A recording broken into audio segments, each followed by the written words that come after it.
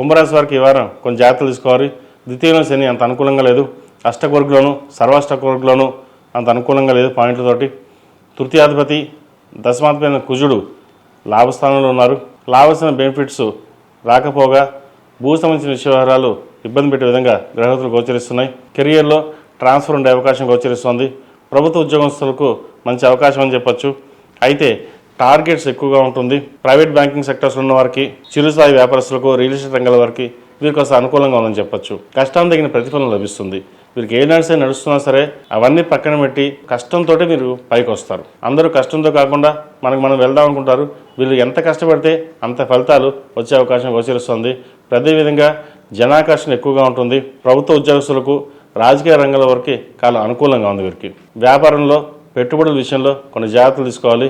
నూతన పెట్టుబడులు పెట్టేటప్పుడు ఆచితూచి వహించడం చెప్పదగినది. ఆరోగ్యరీత్యా కూడా గతంలో కంటే ఇప్పుడు చాలా మెరుగ్గా ఉండే అవకాశం గోచరిస్తుంది. నూతన ఉద్యోగ ప్రయత్నాలు చక్కగా చేసుకోవచ్చు. బంధుమిత్రులతోటి విభేదాలు రాకుండా చూసుకోవాలి.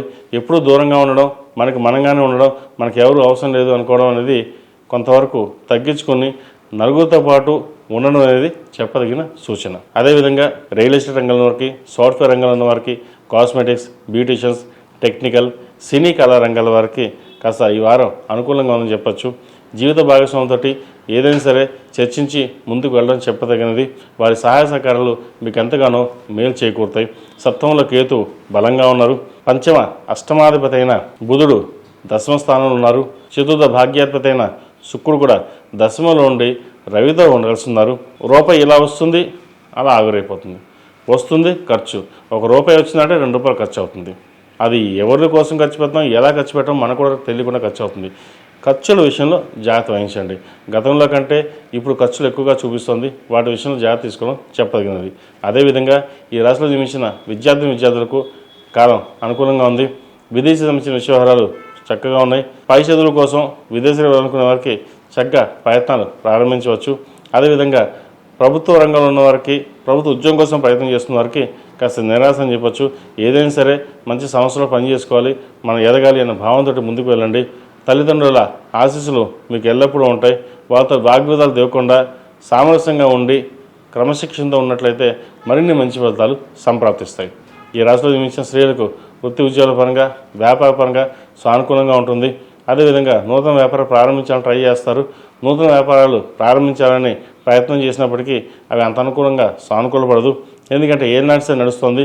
ద్వితీయంలో శని, కుటుంబ స్థానంలో శని అంత బలంగా లేదు. ధనం ఖర్చు, కుటుంబ పరంగా ఏదో చికాకులు రావచ్చు, బంధువర్గంలో విభేదాలు, ఇటువంటి చికాకు కలిగిస్తాయి. ఏది ఏమైనా మనం ఒంటరిగా ఉండామనే భావన ఉంటుంది. కానీ ఇది పక్కన పెట్టి నలుగురితో పాటు మనం ఉండాలి, చక్కగా కలిసిమెలిసి ఉండాలనే భావంతో ఎప్పుడైతే మీరు ముందుకు వెళ్తారో మరిన్ని మంచి ఫలితాలు ఉంటాయి. భూ సంబంధించిన విషయాలు, హౌసింగ్ లోన్ మంజూరు అవుతుంది.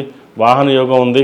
అదేవిధంగా కష్టానికి తగిన ప్రతిఫలం ఏదైతే ఉందో వారాంతంలో వీరికి వచ్చే అవకాశం గోచరిస్తోంది. అదేవిధంగా ఈ రాశివారు ప్రతిరోజు ప్రతినిత్యం శని స్తోత్రాన్ని పఠించడం, హనుమాన్ చాలీసా పఠించడం చెప్పదగినది. అఘోర పసుపు హోమం చేయించడం చెప్పదగిన సూచన. ఈ రాశిలో జన్మించిన వారికి కలిసి వచ్చే సంఖ్య 6, కలిసి వచ్చే రంగు నావీ బ్లూ. ఏదైనా పని మీద బయటప్పుడు సోమవారం కానీ శనివారం అడిగిన వెళ్ళండి, మంచి ఫలితాలు సంప్రాప్తిస్తాయి. ePoojaStore.in పసుపు కుంకుమ నుంచి దేవతా విగ్రహాల దాకా అన్ని రకాల పూజలు, వ్రతాలు, వివాహం, గృహప్రవేశం, హోమాది శుభకార్యాలకు కావలసిన పూజా సామాగ్రి అంతా ఒక్క క్లిక్తో మీ ఇంటి వద్దకే.